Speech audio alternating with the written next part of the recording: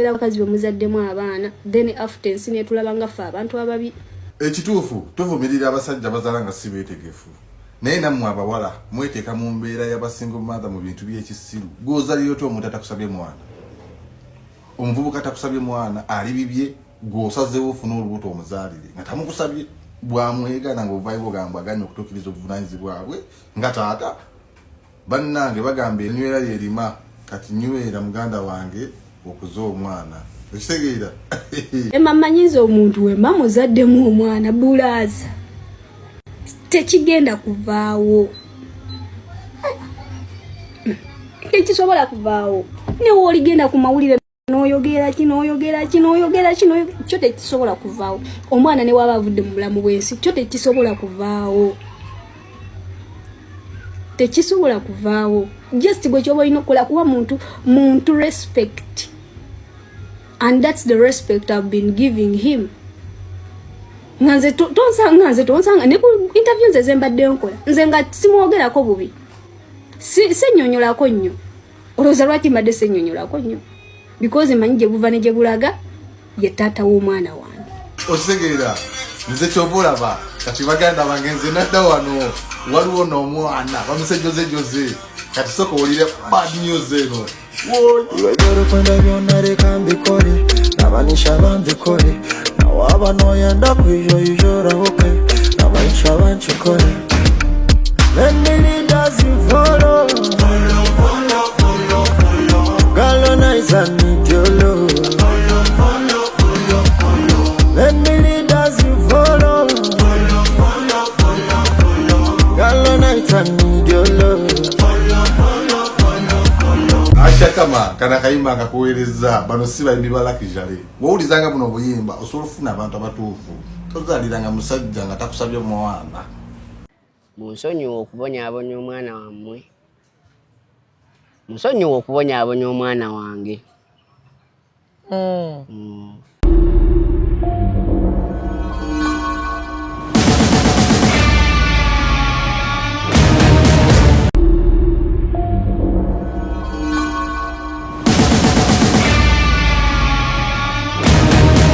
oli ye yasooka okuntiisa biri siri ngera biri serious kati zero ebintu byesitawala serious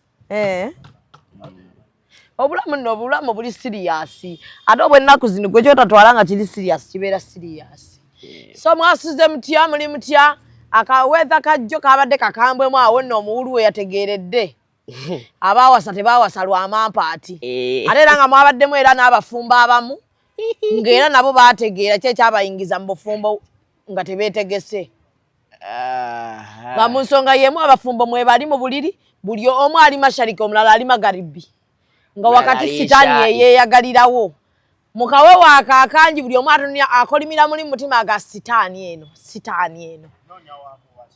so kaakati kaweeza kano tekabakozesa ensobi pampa za bbeeyi corruption mungi mu ggwanga enguudo mbi nesirimu aluma ne influence aluma maduuka maggale so kaweeza tekabalimba n'olowooza nti obulamu bwangu nga bwe mulowooza funa ekijaketi kyo teekamu omusokisi teweerabira ekiwoowo weebake kacayi kakubeere kumpi embeera ndala nga bwe mulowooza era mu research yange gye nkola entonotono n'akakizuula nti basingle mothers abali mu bufumbo be basinga obungi okusinga abali ebweru abo so nakyo mukirowoozeeko bw'owulira nga biganye vaayo tewali akukakaddukayo ate n'abasingle fathers bangi era mu ngeri y'emu naddala ku nsi za Bulaayi eko bajjudde so Ramen Hair Sport basangibwawo Kabowa ku kizimbe kya St Anne genda bakusala akaviiri bakuyooyoota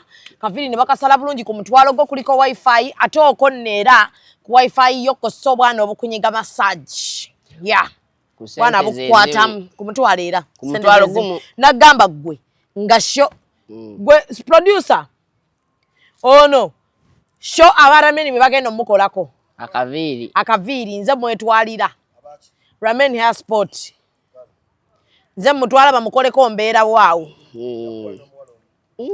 waki Vanessa muleke Vanessa abireke sina muwala mukazi gwe ku mutwalo nfuna massage ofuniako massage ne wifi tujja kubeera ongera tukola n'okukola so mukulu Yisa mutolo mmuleeta ekirala simuleeta bwentyo ngenda kukubirako kasimu njagala otuguleko ku tiketi mu musala akaviri kabwere ate kubene ku luseke lwa tiketi banna ate mukwate emabbali n'emabbali mukwate n'omutege wakati awo nga tasalina kyakuzaako tugambe nti yakati tumulina aba Park on Time Tours and Travel bakolera visa ezikutwala Dubai bakola single entry ne multiple entry so osobola okuba nonyako wano Uganda we bali ku Plaza ate era ne Dubai Madeira nayo bakola kije bali mukitegera mama Jed ali awo agamba nti olina omwana aliko obulemu toyina gw'omulekera toyina bw'osobola kumujjanjaba byakusobera dda tumanyi kyozaako beera nga ate oyikubira ku mama Jed abeere ng'akuyambako ku mwana oyo alina obulemu okumulabirira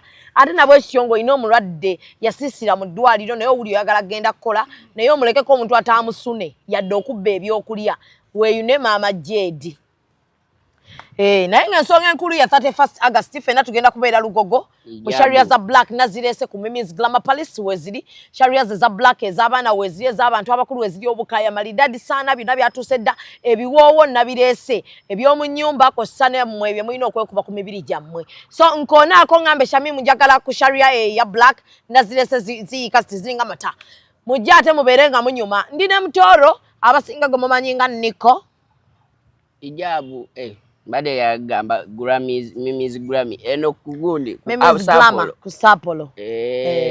Muna impitawa obunaku. Awatawali omuntu gwesobola kuba oluseke. Mama. Abirawo. Mama ndoza tugenda tumukuba oluseke aguleko tiketi. Tetulina bwe tugenda kutaliza sane. Mukadde naye tugenda tumukuba oluseke lwa tiketi. Wali eri ku Mimi's Grammy. Abamu na sente. Tugende tulabe.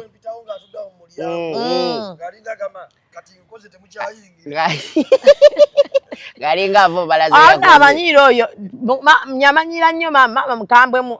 Mama yali treasurer. Washo yoyo. Yabala sente. Yabala omusimbi ogutokomoka. Aba abaana bakola sente. Bakola sente basane. Naye nga bakutwala mutoro abakazi batwala nze bannange tewali kye batanvumye. Bakuvumye ndabye ebivumo ebipya, ndabye ebivumo ebikadde, ndabye ku buli kivumo nze nina ebivumo byebadde siwulirangako. Naye nga nabikudde comment section ne ngamba yes. Bano bavuma. Bano bavuma. Omuntu abakazi beekyawadde abasingle mothers bangi. Bantu beekyawedda we balyawo baakoowa. Kyokka nga bakuvumira ekintu kye batamanyiiko yadde details. Bwe bali bavuma. Okay. So ndina mtoro. Nadde nze sigenda kubyogerako. Naye wali abatiisatiisa. By the way waliwo n'abatiisatiisa. Batya. Tujja kusanga ffe tujja kuyisa bubi. Waliwo abaagala okunkuba. Laida wallahi. Mzirina ano message mu kabox kanga ka TikTok kanti sebalina namba yange. Ate ka box kange kali open. Kati bobikula boti wabeera yabagamba fe tujja kuyisaamu eggaali wolololo. Olabe bye bivumo bya kakati. Ebivumo 104. Ebyo bivumo. 5 mu kimu. Kati ate waliwo nabikudde nga kuliko ebivumo 10,000. No somako ebimu.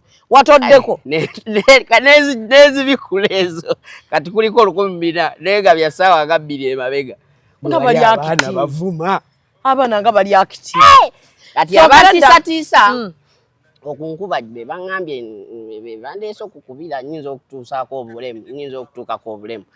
Oba obuvune babuyita buvune mu bintu oba ebituufu. Nengaakazi gye baneenkiralifayinga eggwanga. Naye nga baagala okumpisa obubi. Tebasobola. Tebasobola. Mba mwagala kunkuba.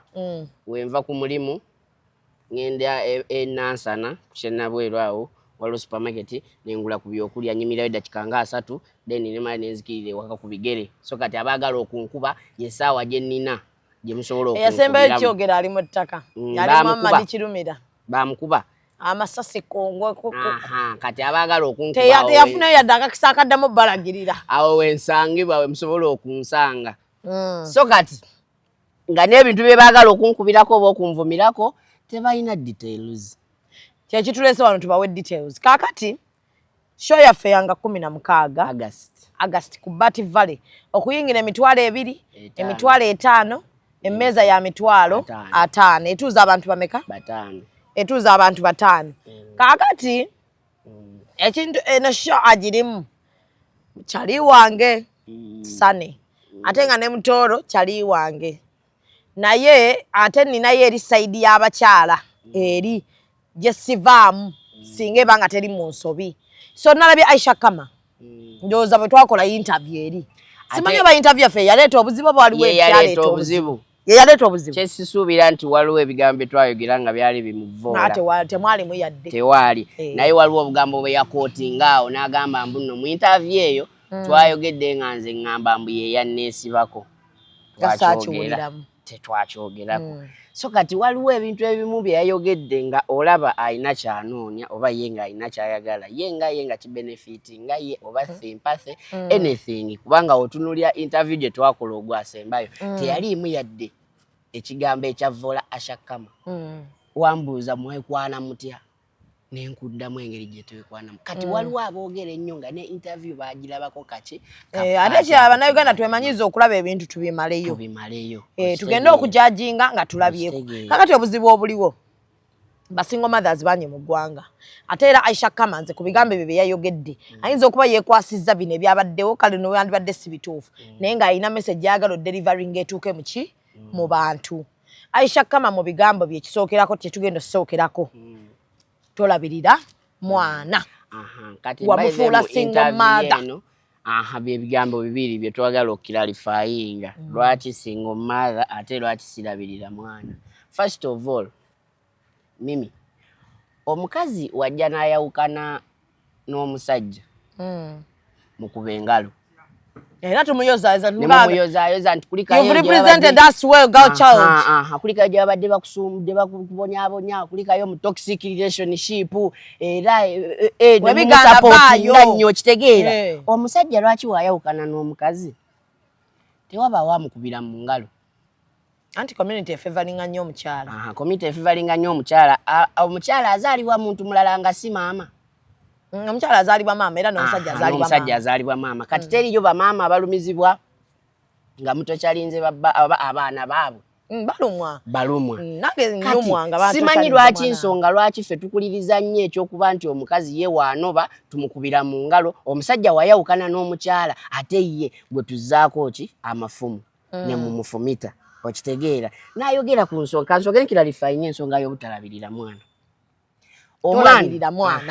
omwana agamba simulabirira Aisha Kama we yazaala omwana oyo yasibira wa mama wange okitegeera okakasa nga buli ayagala okulaba ku mwana amusanga wa mama wo mami wange okakasa kubanga Aisha Kama akola airport pick up talina gwabeera naye okakasa anti kati nkugamba facts okitegeera nkugamba facts ng'ayagala okulaba omwana amusanga wa mama wange zatalabirira mwana okitegeera kati njagala tutunulire nnyo video gye naakasembayo okubeera n'omwana wange ya weeks nga 3 emeka emabega kati oŋŋamba otya nti sirabirira mwana nga naakasemba omulaba weeks 3 emabega anti sogenda ino weekubya naye ekifaananyi naye nga tomulabirira nesimulabirira ekyantwalayo Aisha Kama akimanyi nti omwana yali mulwadde ne mutwalira eddagala ne tubeerako awo naye ne Aisha namusangayo omwana aliwa kati obudde buno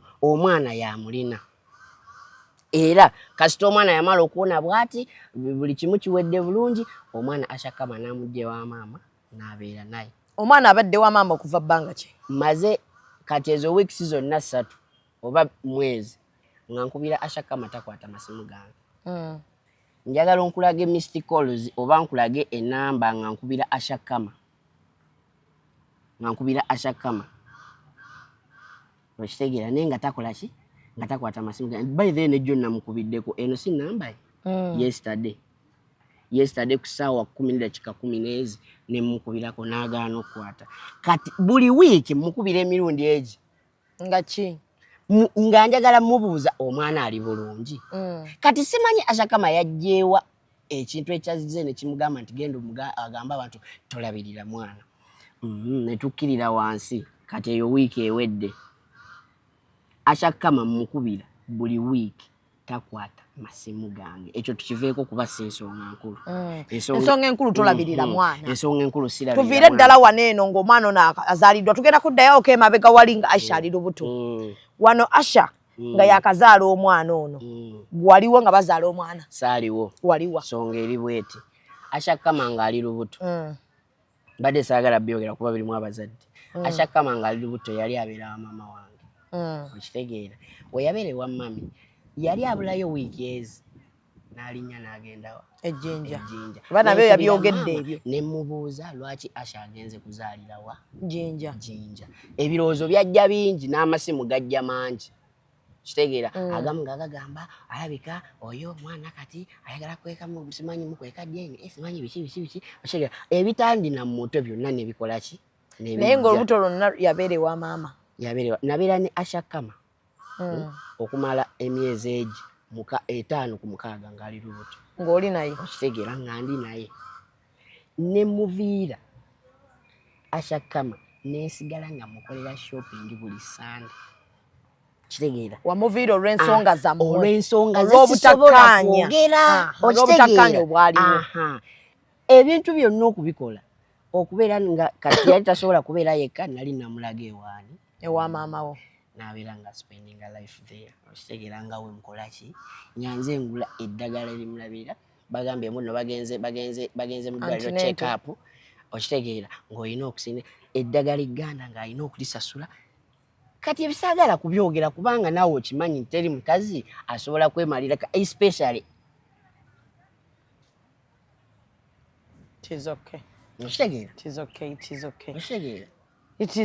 kati waliwo ebigambo byayogedde nga ndaba anoonya ki sympathy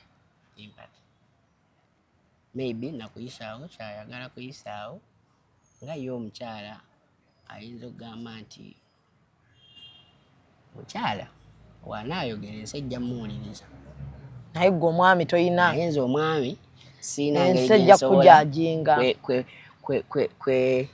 kwewolereza olwokuba nti munnaaye kitwalibwa nti abakyala be bakyasinza okutulugunyizibwa muki mu maka oba mune mukwano n'abasajja bakinywezibwa naye okkiriza nti nno waliyo omukazi oba abakazi abamu balina domestic violence nzikiriza kati tetugendayo so kati ekyobutalabirira mwana kyannumye nnyo era abantu kyebasinga okukola ki kyebasinga okukunenya okunvumira omwana kati bannange Shamimu njagala nkubuulire nkola ssente oba nfuna ssente omwezi ezisukka miliyoni si kwewaana omwana oyo ali aki kyesobola mugulira ayina emyezi waliwo enkola egamba nti bwemukyawaba maama n'abaana bwe bakyayira ayina emyezi egi 5 omusajja ategeera osobola okugaana olabira omwana w'emyezi 5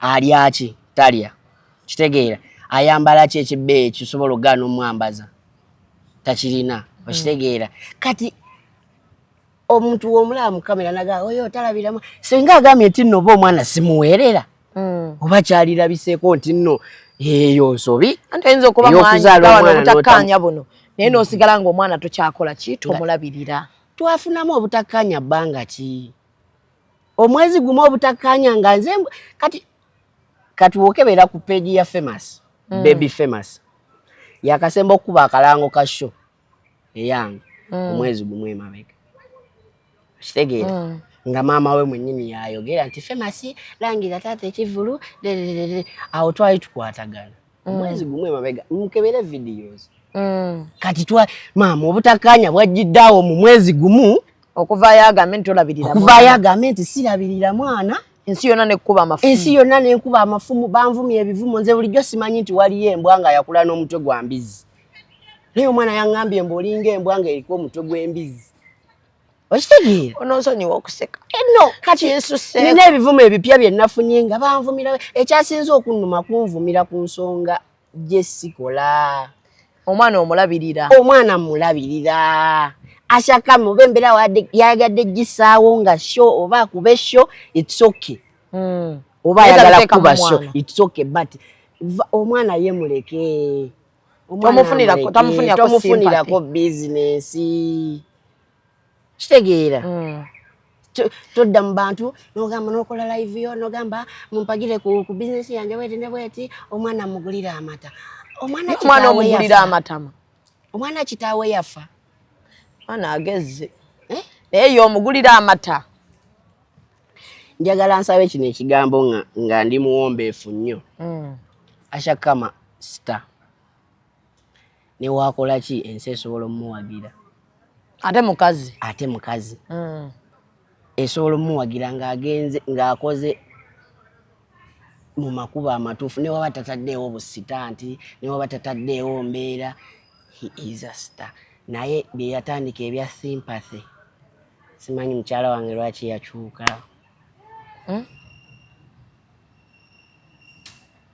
Simanyi lwaki yakyuka. Alina akagambo ke yagambye nti yagenda cooperation ne yeesasulira se. Assalamu alaikum wa rahmatullahi wa barakatuh. Executive Captions presents the very first edition of Hijab Nation on the 31st of August 2024 at Lugogo Millennium Grounds. Join us as we celebrate modest dressing with lots of halal activities including archery, Quran reciting, nasheed, kite flying, henna sessions, Islamic quiz and many more. Don't forget all women in black hijabs and men in white thobes. A table at 3M, VVIP seat at 380k, VIP 100k and ordinary 50k. Stalls are available at very affordable rates. Sponsored by Radio 4, Pal FM, Muslim Channel, Jilibab House, Rashida Veils and Makeup, Sula Motors, Hana Events UG, Nexo Hotel, Sanctuary Juice, Glosh Designs and Events, Flory Flower World, Mimi's Glamour Palace, JJ Events, ECOP, Fancy Tables, Aisha Muslim Wear. Hijab Nation, the very first of its kind. Akantu ako kankutteko ng'omukyala ne ngamba obulumi bw'okubanga ogenda muleeba toyina yadde kuba ebyogedde mu bantu era ekyo nakyo kikunenyezebwa nti olubuto lulwo bamututte omoperatinga ewaabwe ebbiri ng'abeera ku kanula abeera mu ddwaliro eyava ewaka bimubeezaawo nga tebimutwala mu ddwaliro we yagenda ewaabwe n'atandika kale nga womanyi olubuto olusuuliridde of course oba olina okubeera mu ddwaliro nga mpeereza obuyambi. Kyesimanyi nti oba kye naweerezanga kyekyali ekitini abamala baakugambako nti kitono tebakiŋŋamba kuba muneera yakyogeddeko nti teyayambibwa nga bamuoperatinze. Kati waliwo olunaku lwe bankubira ne baŋŋamba nti alabika agenda kolaki kuzaala neŋŋamba kale nensindika ki sente n'atazaala okumala weeki nnamba kuba kisoboka. Kati baddamu okunkubira nga nange nkolera sente zenkolera sinti oba nzikwata bwe nti kivuubi za mwezi olumu zijjamu ate nga zijja ziriko rent ziriko ebirala. Kati ebiseera bye bankubiriramu essimu nga ku lunaku lwe yazaala maama ye yankubira n'aŋŋamba mukyala we yazadde. Maama wakuzaala? Maama wange anzaala nga Asha tankubidde nti twazadde kitegeera ne ŋŋamba kale nze mwennyini ne nnoonya Asha ne mmukunya ne mugamba kuliko omwana n'aŋŋamba kale ne nteekako ssente ze nakola ki ze wasobola okitegeera. Era olunaku olwo nakola positi nga ŋŋamba thank you. Bantu bali bakitegedde nti akoze eki azadde. Kati simanyi wa wennenyezebwa simanyiwo wano kusindika ssente owiiki eyasooka n'atazaala oba wano kugenda n'azaala n'atankubira nti azadde. Butasasula z'operation yankubira mumubuuze yankubira. Simanyi Aisha kama nkunoonya njagala ojje tutegeere lwaki kati tunasala nalabye olina posti gy'okoze ng'ogamba musaze ogwa kawala nga temuwuliriza gwa kalenzi.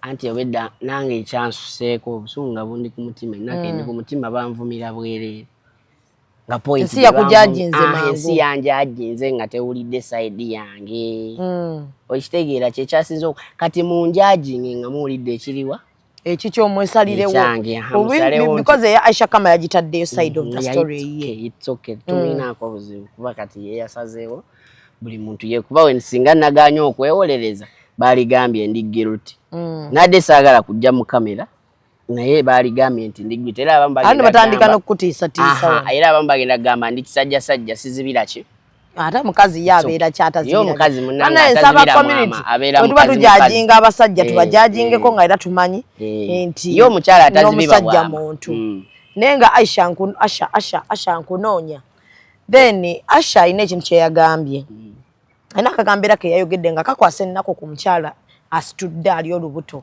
yagenze n'agamba waliyo omukazi yenna akunakakootinze bulungi waliyo omukazi yenna anga ali lubuto eyandikoze nga bwe nakola nga siwummula kitegeeza statement eyo yabadde etegeeza yali talina kyazzaako yali talina kyakusalawo okujjako okuvuga ng'emmotoka eyo n'akola pick-ups ezo okufuna kyalya nga maama ali olubuto Niko wakolawo ki ku maama asitudde omwana wo okulaba nti akendeeza ku mirimu emingi egyo gye yagendanga pick up eno situla keesi eno vuga genda komawo ate oba okola pick up tositula koba kasitoma emmotoka eyo ng'eyina agivuga emmotoka erina driver ate ashaka maama amanye emmotoka naye nga wakola ekisoboka ku lubuto lwe nze nakola ekisoboka kulaba ng'omwana oyo abeerawo okitegeera era ninamu nnyo nina n'ebintu byesobola kwogera wano nina decision ze zisobola ze yali ayagala okukola zisobola kwogera wano kati ekyokuba nti nno munaaye yali lubuto ng'ate waakola kyali kyabweyagalire kwagala kwe naye wali osobola omulabirira nga kubanga yali bizinesi ye sisobola kuteeka mutwe gwange mu bizinesi yaki ya muntu nga si yange wali osobola omulabirira abakutuula ate kati wali we yali atudde ani yali amugobawo we yabeerera wano ng'akola pick up maali musula mu nnyumba y'emu we yagitandikira twali ffenna ne idea nze nagire nabyo mbyogere kati kale kisigenda kyogera bajja kuŋŋamba ndi musajjasajja sizibira byama okitegeera ozi omusajja bw'ayogera amazima fuka kisajjasajja so kati ekyogamba nti nno ye yagendanga ku airport napikinga abantu ng'abeerawo nga supervisor kimenya kugambe n'okugamba nti nno muto wange yali avuga emmotoka ye during that period kitegedde nga wadde mbogamba nti kati kamusasula oba nedda okitegeera kubanga baali bamutwala muula kyemmanyi obamu ku TikTok baali bamulabye nako sengawo omwana okitegeera bati ebyo tubireke ekyo nakyanoonya ki alina byayagala so kati it's okay byonna byayogedde biryoke kyendi wano kwewolereza ekyomwana kyayogedde kati waliwo kyebagaye lwaki single mother lwaki omukazi omwana omuto ku myaka gye wamufuula single mother kati nze ndi mukulu nnyo musinga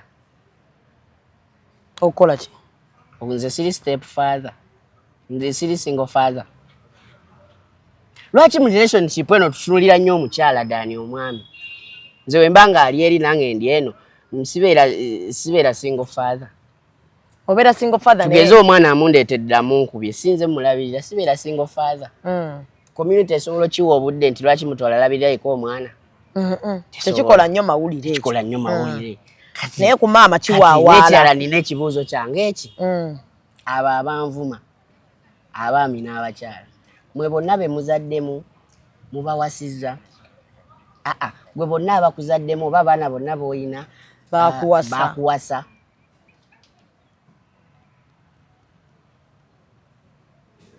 so kitegeeza abantu nga abalala bwe balemagana nammwe mwalemagana naye omwana wasigala omula because ensonga nze gye nalabye ebayombya mwana kuba ye yalaze because omwana oyo namulabyeko era ne mu kamera nakirabyeko mu kamera ekyana kyaffe kifamous kinene nakirabyeko nga maama ali nakyo ng'embeera yonna eraga nti omukyalo ono yabeera naki n'omwana ate kati munaye era n'ogenda n'obagamba amugamba mpi omwana wange ogamba mpi omwana wange abajja gamba ojjako otya omukazi omwana we ojjako otya omukazi omwana we era omwana alina kubeera na maama we kati ekyo nakyo tukireke alina kyeyayogedde ekirala ekyo nakyo tukireke kuba tekijja kubeera ku side ya era community tejja kufavoringa.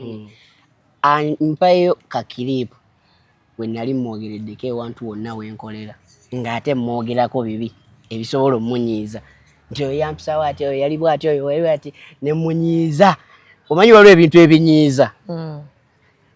Kati ampeeyo ka clip kamu akalaga nti nno namwogerako sivumanga ku Asha Kama bukyanga abaawo bukyanga mbeera naye simuvumangako naye akimanyi simwogerangako kibi bukyanga abeera nange. Kati simanyi ataakoowa gye yakajje ndowooza owulira omuntu mama n'akyawa ne TV eyo kati nakawulidde bulungi nnyo. Kati simanyi namwogererako wa program ki kati simanyi ekyo ate nakyo yakigyewa waba nfunirayo akapapula kuba kyemanyi mami waba yamusindikira akantu yamusindikira ayina okuba nga yakamusindikira either yakakwata video obanga yakarecordinga anything yakamuwe bambi bakala akaleta mu public alage nti wekajja netonda wekajja nyenda kufukamira mu mavivi ngambe baby sorry nja kwetonda ngambe nti bannange wano nasobya ne wano kuba abantu bafuma abantu ne bakola ki nebeera birosokwera betonda enyinzo bamunenda muyisaamu amaaso naye nga ndi konkushuwa siyisangamu Asha Kama maaso simwogerangako kibi sirina kye nali mukoze kibi wabula njagala nyimirire ku mutimbagano guno nga nsaba Asha Kama mama omwana wange ebintu ebimu tusobola okubireka kintu we kiba kyagenda akkiriza amazima agaliwo nti mwatita kintu we kiba kyabeerawo tetogenda kaka kintu onyumirwa nnyo okuwulira nti nno mukyala wa gundi balwanye omukazi ne bamukuba olubale n'agweri ebyo tutakiriza domestic violence. Okkiriza nnyo okugamba nti nno omusajja wa gundi yamusazeeko gundi omusajja okyagala nnyo so kati ensonga weegaana waliwo ebibaawo personal things.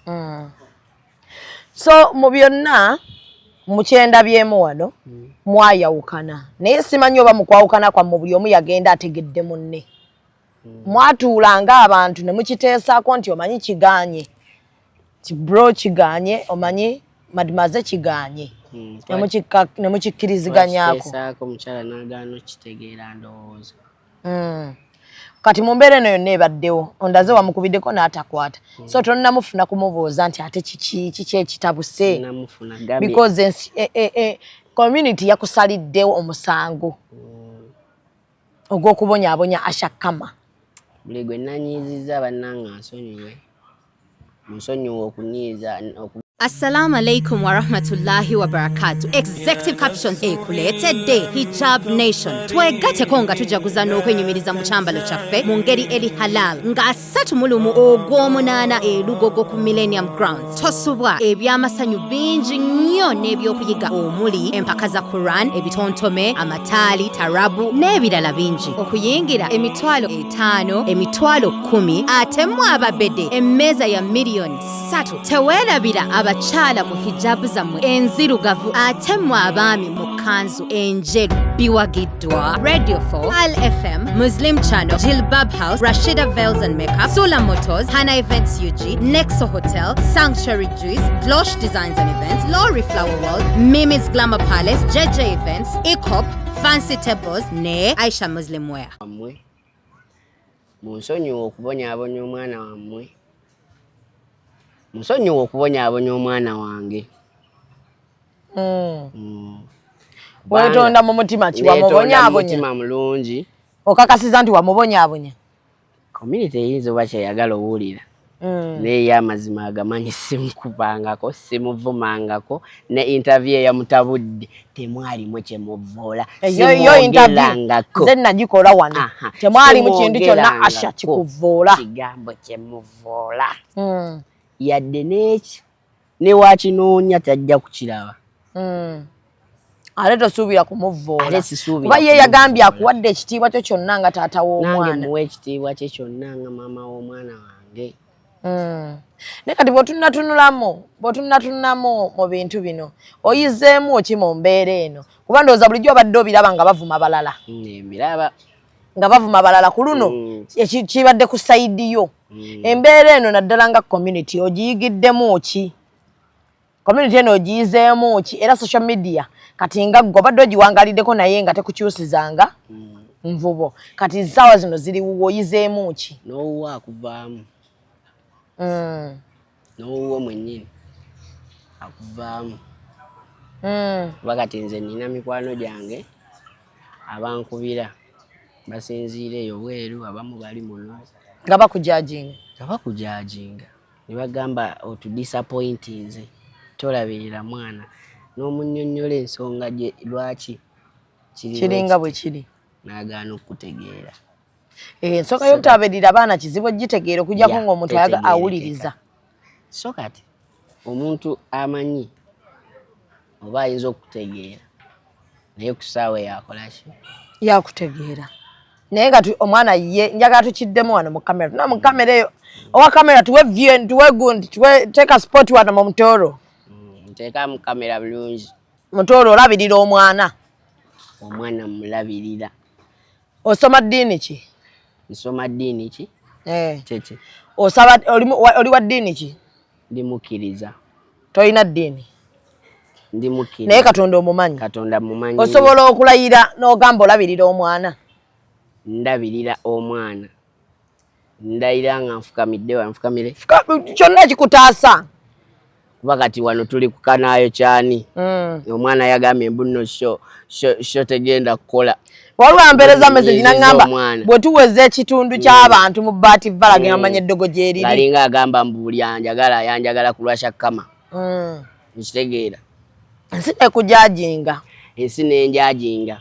Fukamidde wano nga nsaba asakama. Ansonyiwa obutalabirira mwana we n'omwana waffe. Omaze n'okkiriza abaziba ntolabirira mwana? Sikukkiriza, nzikiriza kino kuba kyayagala okuwulira. Amazima agamanyi. Omwana mulabirira.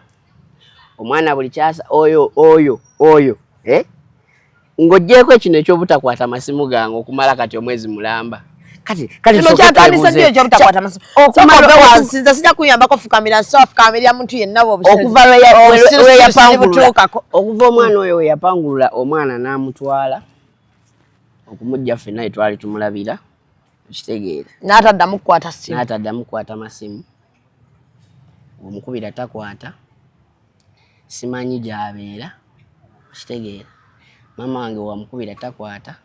Wazeemu mulaba mu video? Nzizeemu mulaba mu video yambulookinga. Olaba yambulookinga ne ku page y'omwana wange.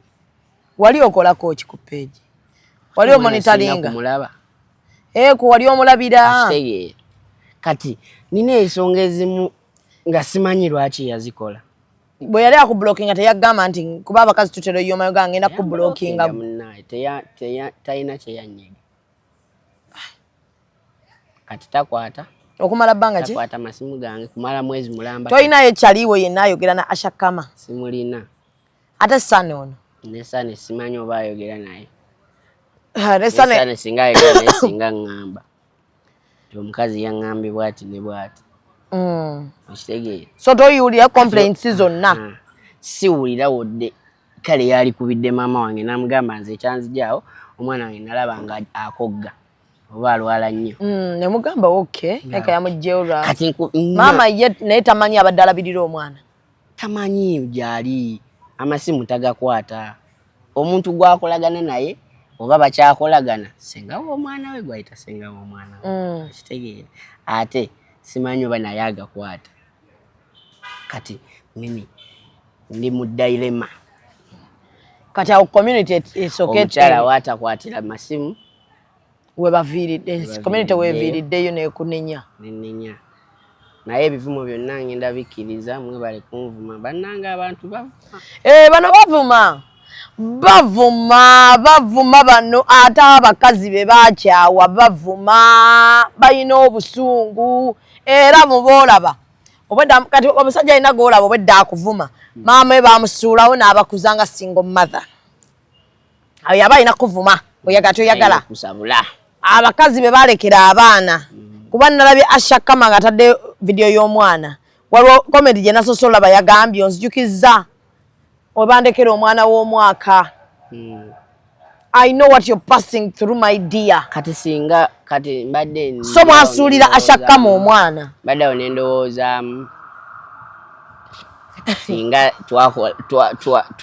twamusuulira omwana oba ne tumwegaana ate amafumu gandibadde malala ate ndowooza katago gandibadde malala kati gano ag'obutalabirira mwana galimu message ezitiisatiisa okuba omuntu saana basobola okukuyiwa ebinnyo naye ekirungi okiryalinze eya kansuubire oyogedde mazima era kansuubire Ashakama temwamusuulira mwana kuba ate bw'anaavaayo naawa her side of the story nga teriimu kuba nti omwana abadde abeerako ewa nazaala we ate nawe Ashakama bw'abanga omwana abadde abeerako ewa nazaala we appreciate bano bannazaala tulina batono abategeera ku maketi batono munansonyiwa bannange manyinzi sikyalina nnyo gwe ŋŋamba nti wuwiwayi amazima ngoogeranga bwe gali bannazaala bategeera ku maketi batono so bw'ofunayo nazaalawo ng'ategeera mukwate bulungi okitegedde bw'abanga nazaalawo yali alabirira omwana Ashakama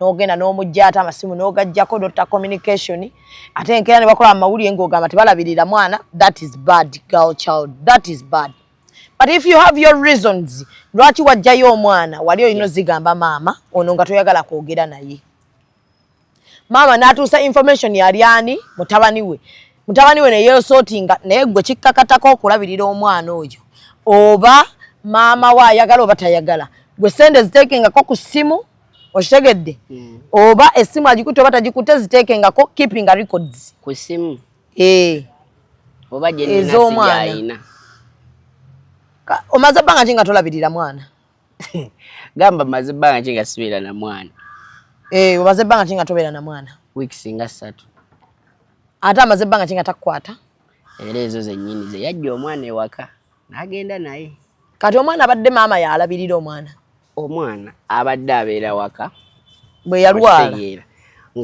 nga ffenna tumulabira oba walwala ffenna tumujjanjabira awo maama n'omwana okitegeera bulungi nnyo kati munaye omukyala najja n'amupangululawo n'amutwala ndowooza alina ekyamunyiiza naye ng'ate nzimanyi kyamunyiiza okimanyi ekyamunyiiza wakikorekitinga wagezaako kitereeza tekikolekitingika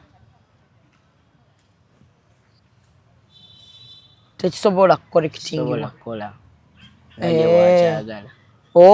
ayina engeri gyakyagalamu nawe olina engeri gyokyagalamu so ne mubeera nga mufunyaawo obuki obutakkaanya omwana ne bamutwala naye nga oli redo nnoonya omwana paka osobole okuvaayo obuyambi era mbadde nsaba mukyala bambikwata amasimu bambituddemu twogere osobola olaba ku mwana ate yazuula nti oba mwagala nnyo kati najja akikozesa oba akasonso oba kalyonso ye mwana yeka gw'olina olaba ndabirira batankwatako olwo owuwo lwaki Ashakama lwakitaddeka abababa beauties musooka mulete wano ku bigundi sooka mpeera wano ku bintu ebyo sister Shanita Baba beauties. Babo beauty. Batunda bizigo birinakyo byabakyala bikola ku nsusu. Namwe abalina enviiri ezaakona. Nga balungi. N'abasajja abatalina birevu. Nga balungi. Atigagwe buno obulevu bw'obw'amasulubu. Balina guno. Balina products ennungi ez'ebirevu. So ebirevu ndowooza kati buli musajja essaawa afune ku kirevu. Bannange. Babio beauties. Bubbles beauty. Kano kembagamba kakuza ekirevu n'enviiri. Naddala mu abakyala balina nakyo heya.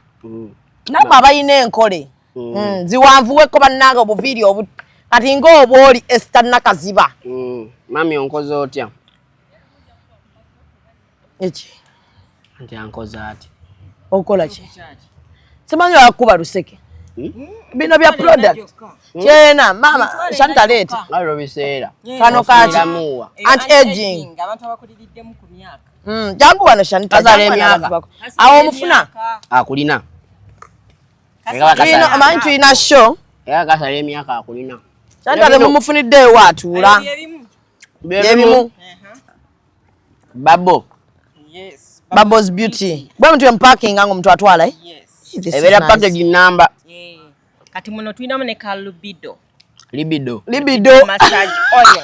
Libido. Sabo nyinyonyole libido. Kale tembera mbera wobo inantinity. Kano kalibido. Libido boosting massage oil. Ka boosting. For female. For female. Ka abakazi. N'abasajja. Double touch. Double touch. Linda kati akakola ati asoko nyonyole nnyo kalibido kano. Kati osoko massage nga bulungi nnyo. Nga mugenda wali wotegedde. Kati omukazi small. Then omusajja wali wennyini kuwotegedde n'okwatawo bulungi nnyo. No massaging. Kati awo manya. Badde manyiri akunywa. Siri akunywa. Massage oil. Massage oil. Kameka kano. Ako kamitwalo 4. Kati bannange munkonemu. Inbox I bring the libido boosting. Ebintu ngato biseera. Sane. Amasanya agogo boosting. Amasanya agogo ndoga tule mitwale. Sane yesawo veka sabuni. Nawe. Kalibido. Atono waka sabuni kakuyamba. Wali wagonda. Ani juzi yekubira mu steel. No waka sabuni. Osobola okukozesa kano. Abalizi Dubai ziki kano kaba kakolera nnyo. Kakati Farid ne David International kano sawa tukatunde nnyo Dubai abana nabalabye kibula makasana kanji. Avieta yalina. Tontani antalo z'abazungu. Sina Muzungu. Ayomba mu luzungu sijja kumusobola. Eno anti-pimple. Anti-pimple cream kati nagikozesa ddi. Eyo omuntu w'embalabe ng'embalabe nnyingi ng'olina stubborn pimples. Ng'alinga aliko emmandwa. Ng'alinga gundi w'ekivulu. Kano 2 weeks. Aba awonye. Kammeka. 2 weeks. Ntwale 3 n'ekitundu. Ne muli balayisi ate nga mupakinga bulungi. Okola si kirungi. Ng'ate parking yaffe kyekyo eno abantu abalina dry skin. Skin yekala. Ekala obabeera beebuuza kyewaba tebakitegeera. Wenna otunulanga omusota kungulu. Banna abakazi abalabika bannanga abakazi mulabike bulungi. This is a moisturizer. Kale kana akalimu brown. Ano ka coffee scrub. Osobola okwescrubingako muno. Ate kyatondonnamwa. Totobikulayo. Si kirungi. Ate Shanita togenda kusoboka. Bannange. Tokyagadde taddamu bikkula. Takikola. Kibi nnyo. Naye kaakati. Kandi abakazi abeero ennaku zino si bangu. Bakambwe. Kati kano okascrubinga. Wenna. Scrubbing. Tegeza abagenda mu massage kano. Kawunya obulungi oba. Kano kiyitirivu. Kati abo abatamwamwa bw'okayisaayo n'olusu lubeera kyekyo. Nkati nga ndaba mazzi. No, otabulamu booto. Obitabula. Weeramu akantu k'otabuza. Then bivaamu bulungi n'owescrubbinga bulungi. Ky'ovoonyirira. Bonna abakazi ng'eneeno b'otegedde eno baaguba. Nga ba bbulaaka. 2 weeks. Atunulanga gonja. Muno. Nga bw'akola bw'ati. Ng'alinga gonja. Kati kano wali badde okatwala. N'okagula n'oweeyamba. Mukazi yakamukyawa tolaba tuli mu kwetonda. Naye abasajja bannange kana nako ayitewo Shanita. Abasajja ebintu bino si byabakazi. Abasajja mukole ku nsusu zammwe mulabika bubi. Bannange mulabika bubi. Abasajja mulabika bubi mugye mugule ku ono black soap.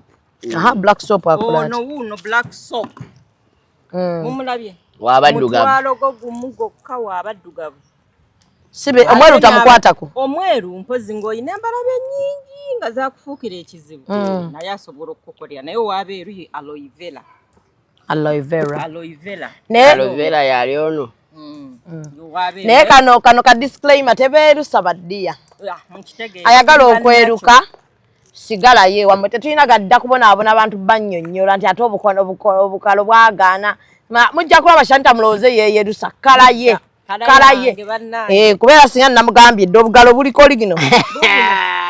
Naye maama essaawa yo nnungi. Aloe vera. Manya yeeyo. Yona Babbo's Beauty. Olabika bulungi ekikazi kirabika bulungi nnyo. So kati ke kano akaabeeru. brighten and stimulate. Yes. You stimulate and you brighten your skin. Ato brightening naturally. Nga temuliimu kutya. Yes. Tiyo banakola n'ekipaapa. Kano.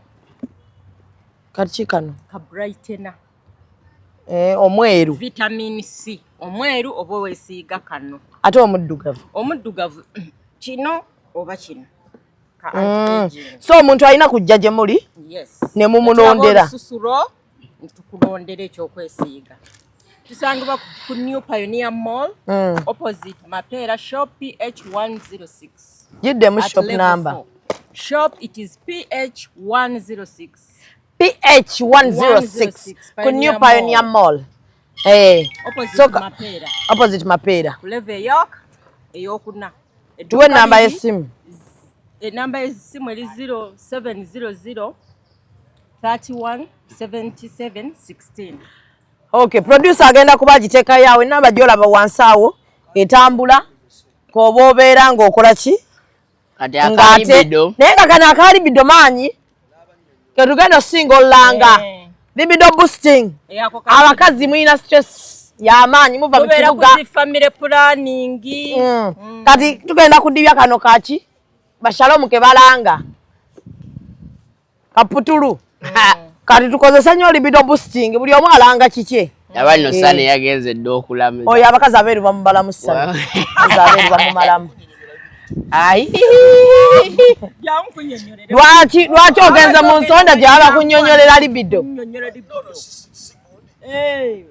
N'abantu bakulabe. Naye nga soffe ekiri e Uganda kati Bubbles Beauty. Bubbles Beauty be balongoosa ensusu. Akaviiri kannakyo bakakolerako ddala ate n'obeerako n'enviiri naawe n'obanga omukyotala. Ng'enviiri masitiri bonna naye nga nnakyo. N'olema kubanga osazeeko enviiri n'omukazi asala enviiri ne tafaananika. Obanga ali ne musajja munno mu nnyumba. Oshitegedde. Nakyo si kirungi. So enviiri zikule ekyamulina enviiri z'abaana nazo tezifaanana bulungi. Mujje tulabirire enviiri zammwe kati abasajja n'abakazi abakola kalibido. N'ebirevu. Siigamu. Naye omanyi omugaso gw'ekirevu? Kawunya bulungi bambi. Okumanya omugaso gw'ekirevu. So kati abalina ebirevu bonna mwenna mujje tubeere nga tubakolako ebirevu bikule, ebirevu bibeere nga birabika bulungi nnyo. Ngenda kubanga ate era mbalanga nti nze gwe bawaddeyo offer. Brand ambassador Safariwo. Ngenda kuba mbakyalirako ne ku dduuka ate nnyongere okubalaga ebirungi bye bakola ki bye balina. Maaso eyo tulina offers ez'enjawulo naye musooke mugule bannange. Saagala muntawaanye. Mugule. Nze mbagambe. Genda onoonye namba yange esimu osooka nkoonamu n'oŋŋamba Shamim njagala Bubbles Beauty. Oba ogende bwe mba nkola program. Ogenda wa scroll eyitawo bwetu wansi. Get the number and call them. Contact them and buy. Looking good is a must. Obina mu bugule. Ambona. Yambaddeko ku bina. Kane lubido nga we muteekayo. Yambaddeko ku bina. Mutunule nga Shanta. Kuyamba. Nga tosezza. Libido. Nera bajja ku. Oyinza okwambala ebbina nga toyina appetite. Nga toyina. Nera bajja kugoba ekikulugula kano n'oba oli muserebende. Kale. Genda Shanta. Akuliko nnyo. Kawa. Ndoza mkiwulabye ekyo nti tubayita ate era ne batumanyirirawo.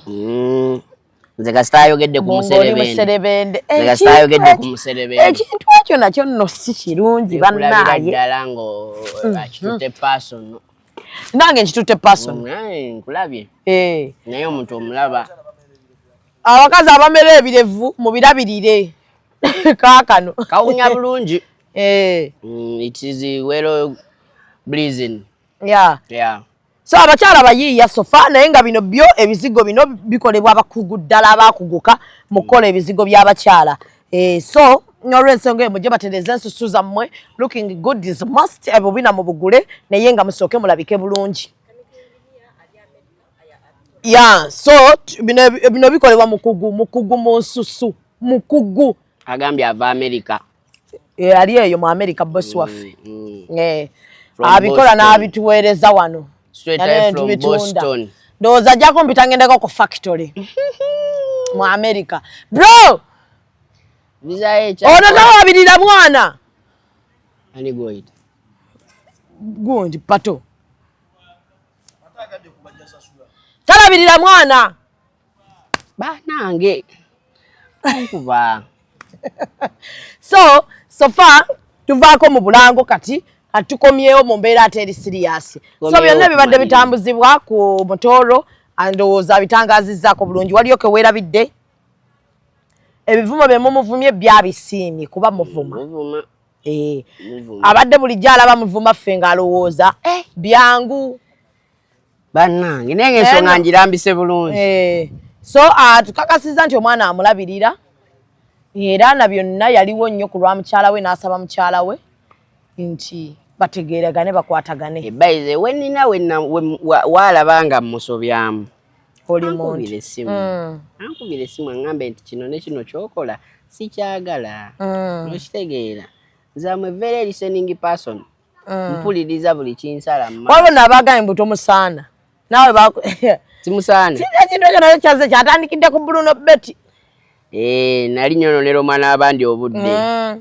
Simusaana. It's okay. By the way, mwana mulungi nnyo mbugo olinganga oba balina bakuvumye. Omwana akaye olinga embwa eriko omutwe gwa kabizzi. Bannange muvuma ate mulina ebivumo bipya. Sibirabanga. Naye gwe watuddemu eyo ng'ebivumo bino obisomamu ng'owulira otya? Mpulira waliwo ebimu edda byendabanga binzisenso kati ng'ekyo kyadde kipyamu. Kipya bulijjo wadde sibahiti gyekiri kati abalala nga banvuma bino bya bulijjo ebya bulijjo kati ekyasinza okunnuma kuntiisa. Kugamba bagenda kukusaanyaawo tugenda kuba lwera gwe toerere. Naye atalina kyeyali akodde talina kyasooka kukuggyako. Ekyo nakyo olina okuba ng'okimanyi. N'ekirala omuntu asobola okwerabira in a minute. Sivumanga ku muntu. Siyombanga na muntu. Bulijjo adde bakuwaana. Bagamba bannange otukolera ebiriyo. Okitegeera. Bonna abanvuma. Bali tebalina formula. Sirida gwe nali mpisizaamu yadde eggaali. Bulijjo mubiraba eno nga batutwalamu nga mulowooza tunyumirwa.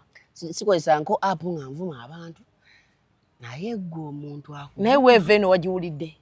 Eno yo weevu. Abaana basabula. Maama yakkubiddeko. Akuba mukazi wattu. Abiraba agamba bannange kiki kino. Akuba ne kati naye mugambe. Gwe olina omugumya nno ate.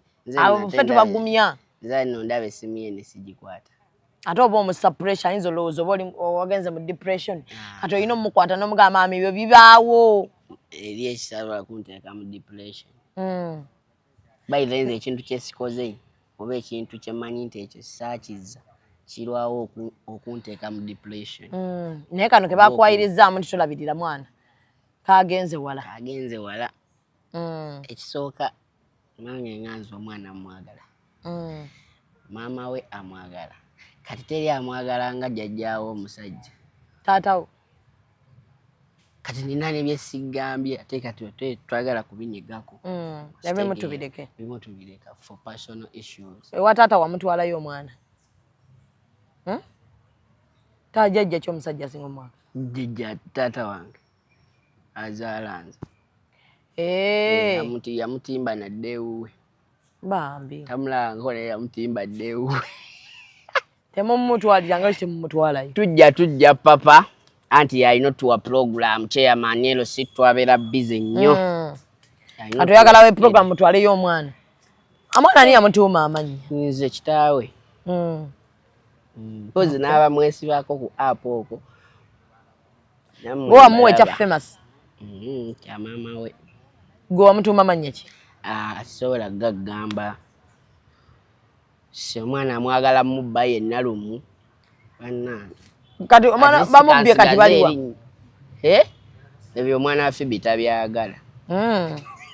Ajja kubyagala. Ajja kubyagala bino. Ajja byagala. So baby famous kyena yagadde mwamukolera muddamangu. Akola ssente ye nga y'omwana ayingiza ssente. Mwana wa star. Oba wagayalamu wano ng'olaba omwana atandise oyingiza ssente. Ningayala kuki? N'ogayalamu n'ogaba obwana kasita ayingiza ssente ate lwaki mmuwa? Omanyi nammwe mumanyiira. Ezo ssente zo bannaye simanyi na ngeri gye zazifunamu. naye wenazuula abakozesa omwana wange nga temumuwa nakyo kijja kuba kirala kijja kuba kirala era omulala naye mu comments walabyemu ekintu ekiraga nti sigwe taata w'omwana mwebiri nabirabye nga bagamba mulimba nammwe si yoyo nga balaga nti omukyala yava erina olubuto ewa mwe Dubai tojja comment nagirabye nga waliwo omwana gwe nabyagamba namwe bano balimba eka bali mu kutambuza show yaabwe omwana si woyo gayi bale mujje mu show inaku zobezi 16 famous taina mata asobola birira omwana asobola birira omwana 16 August ku Bati Valley Theatre bagamba oluto yaja nalo kyekimanyiko ngomanjimu omwana wo omulabirira omwana wange mulina nnyo kitegeera kati ekyabo bebamanyi munaye te social media onogitegeerera bali bategeera ate bategeeraga ba social media so kati kyekyo so kale nnyo mwebalire ddala so mujje mugule libido boosting nnyo ate munnange ate malobbe onangira nnyo mazigo ogalekeeyo nze ate nsaliddwa kiraga ngenja kumaleera nga nywe nze ati munnange ovaawo oyinza n'okunkolera live namba naye ng'ogamba mbu mutola anywanywa era nkolala program ngamba sobe mulabe muliko tulina abantu betulabirira mutolo juzi namuwa amazzi agenze kusukka waawo kyonna kyogedde dda kubeera nga kuwadde enseeraba agenseera byetigenda ganywera mu kamera era nja kubalanga enywera ganywera eri sigenda ganywera wano aligo nja kubuuza prove eri wanga nywa amazzi ate ebyo mbiriko nze bye sibiriko kiri nkwadde ku mazzi gange n'oganywa nange toffe tubonaabona ne ssena amazimba gagula 1,000 kakati wamabiko libido boosting massage oil n'abakyala kano kabakolera abakyala stress anvire samimu tuula wano mukwano mbasi na program todi ayimuka mutekerawo okutumanyira namu kakumanyira obutebe bwa TV nze mbustinga program yo yo bwa TV we tutuula kubanga munaye sinabukola gundi eyabukozaani sayime yabakoledde obutebe ali wali atumanyiira okufa ewa eyo mu nzigo tteeyo kati ate atumenye lwakitabuleese wano yakoze obutebe bwe nange bano bantamyemu muntamyemu mubalaba nnyo tubalaba nnyo mwatukolera ebite ale nammwe nno mwatwereetako ng'abasaaga nemwetebakolera ebitebetebe tebyaliwo naye buno obuntu nga bwalayise obutebe bwe bateekawo mu layini wee bati ne bwe batofunye zino ez'ebbeeyi naye nammwe mukoledde nnyo ssente wano samiimu weeveemu entebe za 20,000 oteekaawo please bino ebintu binyiga amagundi okitegeera abasajja libido boosting kati obudde buno busana guno tabukiraani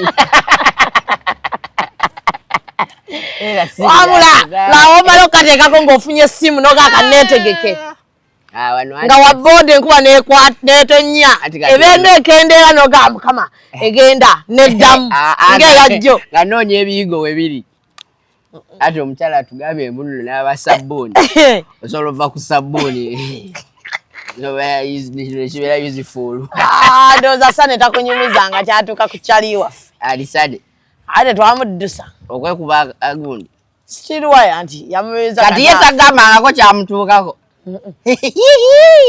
ate nze saamuddusaako mu ddwaliro nze saamuddusaako mu ddwaliro ayo wabweru bagaawo ngebanoonya ebisujja okuluma sane ate bwananyonyola abasawo nti akasiru kambaazi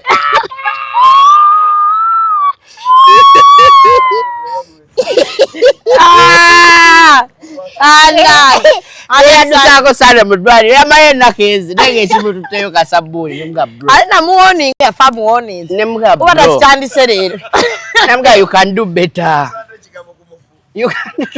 ate ffe tukyalina formula bana tulinganga wala social media kati ngende mwenawe ebigana linda mumala okumaliriza kado ka kirevu n'enviiri zonna zonna eziri natural naye naawe akoze enviiri zo nga waziteekamu dda olengera sayini ekirevu kano kakolera ddala ku kirevu kati abakuze ng'obanga tuyagala kulabika nnyo bukadde ka anti-aging nako twakaleese then bw'omala osooteekako ka moisturizer tulinawo nammwe abalina embalabe nga zaabafuukira ekizibu ng'omusajja abanga aga okumasaaginga abasaaginga lubalaza gaakanono ka anti-aging amako yasibye enviiri akyagambwako gwe kano kasala myaka kasala myaka ng'okaleseewo ku mmeeza njagala kukakuwa okeetaaga baye kabakulabanga kati gwakuliridde ndabanga gwakeetaaga singa tubipaakinze ne kano weekali anti kano tutwale nti kano kange ne kano lwaki weekali kakale kansale te munnange shosi yange nga 16 mbadde nsinza akugambye okutwalako agambye gasitotuka myaka egyo mtukolere yake entondo abadde dabo beauty genda mukwange ng'omuntu wakesiga wati ku mumwa bannange bbayi saagala naffe tukoowa ongoba kuki wano waliwo ebyokulya byongobako kati saagala genda nanti oli kyolina kyogenda mumuwa ye kati yakimye ekyo omanya obwana buzunga obwo nabwo banna kazunze n'olukamera kati ogenda kukawaki tomanya tumuweeki ajja kukozesa ensobi oyo bunoonya kona kaviire shamiivu ensawo yange